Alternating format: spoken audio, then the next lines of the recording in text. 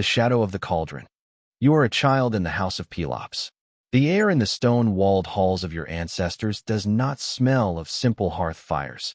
It smells of a generational rot known as miasma, a divine contamination that clings to the curtains and the meat like heavy humidity.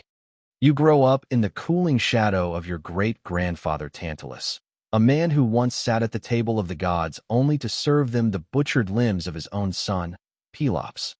You touch the left shoulder of your grandfather Pelops and feel the strange, cold hardness of solid ivory where Demeter once unknowingly consumed his mortal flesh. This is your technical reality. You are born into a lineage with a structural proclivity toward uncontrollable evil, a load-bearing psychological wall you must build just to wake up in a house where the gods are not guests, but investigators of an old crime. The weight of a wooden sword in your hand feels heavier than it should because you know the technical history of your line. How Pelops secured his throne by sabotaging King Enemous's chariot with waxen linchpins, a technical betrayal that ended in the drowning of the charioteer Myrtilus and a dying curse that now vibrates in your own marrow. You learn early that in Mycenae, rich in gold, every piece of jewelry is a debt and every feast is a potential autopsy. Your consciousness begins here, in a palace built on the high hill of a nook in horse-pasturing Argos, where the silence is not the absence of sound but the presence of a debt that has not yet been collected. The Feast of Belches. You are an adolescent in the court of Atreus. You watch your father, Atreus, move through the banquet hall with a gait that suggests a man who has finally mastered the transfer of liability from the gods to himself. The sensory memory of this time is the thick, sweet steam rising from a stew that smells of rosemary and something metallic, something that turns your stomach before you even know why. You witness the Thyestean feast, the technical peak of your father's revenge, where he serves your uncle Thyestes the cooked flesh of his own sons, Aglaus, Orchomenus, and Callias. You hear the sound of your uncle's violent belch of satiety, a technical signal of pleasure that transforms into a scream of cosmic horror when your father reveals the severed heads and hands of the children. You see the sky itself turn a bruised, impossible color as Zeus causes the sun to reverse its course, rising in the west and setting in the east, a divine technical correction for a crime that has broken the natural order. This is where the exits first begin to narrow. You realize that to be a son of Atreus is to be a placeholder in a ledger of blood guilt. When your uncle Thyestes flees into the night to father an avenger through incest with his own daughter, you realize that your life is no longer a journey but a technical defense of a throne you haven't even inherited yet. The fugitive's collar. You are a young man in exile. The cold marble of the Spartan court is a sensory shock after the dust of the road you traveled as a refugee. After your cousin Aegisthus murders your father and restores Thyestes to the throne, you and your brother Menelaus are reduced to the technical status of suppliants at the court of King Tyndareus. You learn the silence of the dispossessed, the way your voice must always remain an octave lower than the king who feeds you. You watch the daughters of Tyndareus, Clytemnestra and Helen, and realize that marriage is the ultimate technical alliance for a man who has lost his position in the chain of power. When you finally reclaim Mycenae by force, driving Thyestes to die in Cythera, the weight of the crown feels like a collar. You marry Clytemnestra, reportedly killing her first husband, Tantalus, and her infant son to clear the technical obstacles to her bed, realizing that to be a sovereign is to be the most consistently accountable person in the chain of violence. You extend your dominion by conquest until you are the most powerful prince in Greece, but each victory is just another load-bearing division in your mind, a wall built to keep out the memory of how you actually secured the high hill. The rotted Aulis. You are the commander-in-chief of the Achaean host. The sensory reality of Aulis is the smell of stagnant seawater and the sound of 1,000 ships' timbers warping and cracking in a heat that will not break. You are the kingly authority over 60,000 men, and for weeks, the winds have remained stilled by the wrath of Artemis, whom you offended with the haughtiness of a man who boasted he could hunt as well as a goddess. The technical logistics are failing. The grain stores are dwindling, the men are growing restless, and the coalition of kings is beginning to look at you not as a leader, but as a liability. The prophet Calchas delivers the divine logic of the situation.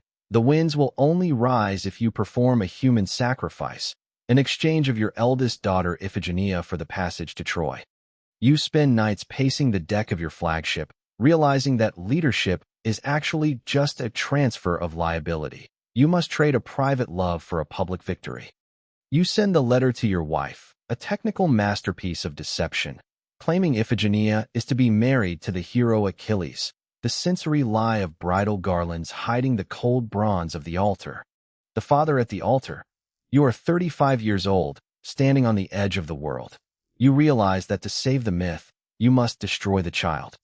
When Iphigenia arrives and realizes the wedding is a funeral, she clings to your knees, and you feel the weight of her body as a suppliant, a technical term that now feels like a knife in your ribs. You turn your head away, covering your eyes with your robe to block out the sight of the girl you once sang to. The ritual demands a fiction of consent, and you watch in a hollow-eyed daze as she suddenly reverses her position, choosing to offer her throat willingly for the immortal glory of Greece. As they gag her to prevent her from uttering a curse that would technically pollute the entire fleet, the silence that will follow you for the rest of your life begins. The sensory memory is the spray of blood on the dusty altar and the sudden, violent rush of the north wind filling the sails.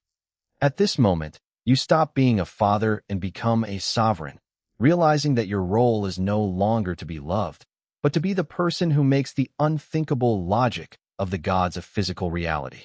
The 10-year grind. You are the king of men on the plains of Ilium.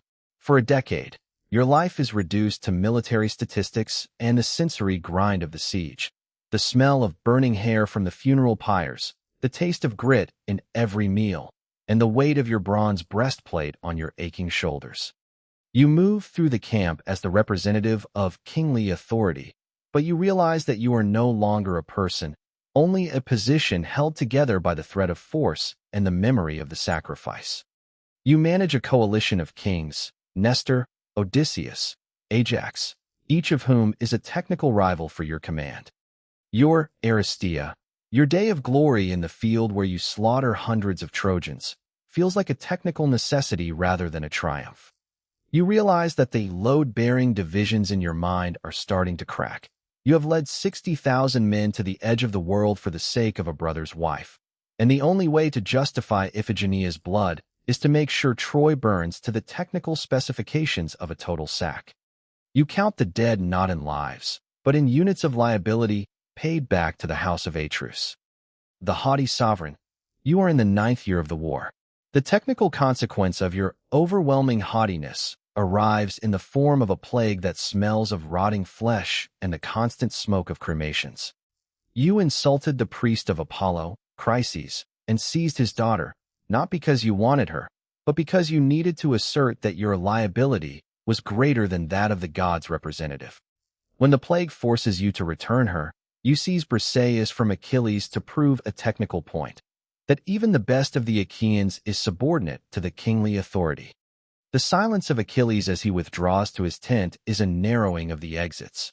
You realize that leadership is a position that can be hollowed out by a single man's refusal to fight. You dream of Zeus telling you to rally the forces, but the dream is a sensory trap, a technical lure to lead you back into the slaughter. You offer Achilles riches and your daughter's hand in marriage, forgetting for a moment which daughters are still technically alive in Mycenae, Chrysothemis, Lensi, Iphigenia, as if you could simply trade one girl for another in the ledger of your oikonomia. The stench of victory. You are the victor of Troy. The city of Priam falls not to a god, but to a wooden monster, and a fierce leap in the night when the Pleiads set. The sensory memory of the victory is the stench of slaughter, and the division of the Trojan women like livestock among the winners. You take the prophetess Cassandra as your prize, a girl who smells of sacred laurels and who stares at you with eyes that see your own death written in the technical lines of the future.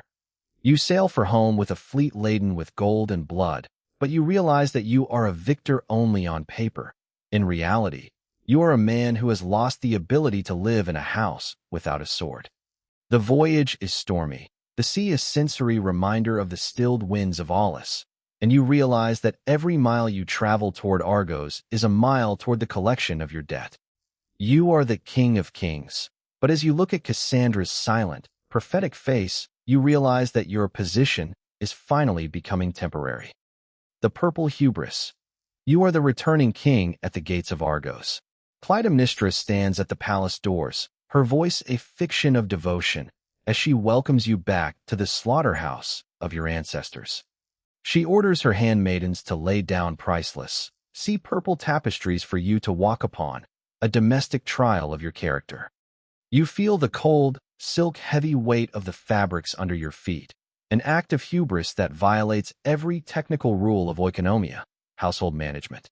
As you walk into the palace, you are technically treading on your daughter's funeral cloth, the sea purple dye a sensory double for the blood you shed at Aulis. You realize this is a trap, yet you walk in because the load-bearing divisions of your mind have finally collapsed. You are too tired to be the master of your own liability anymore. The architecture of the palace feels like it is closing in on you, the citadel of Mycenae becoming a technical enclosure for the final collection of the curse. Heavy net. You are a corpse in the bath.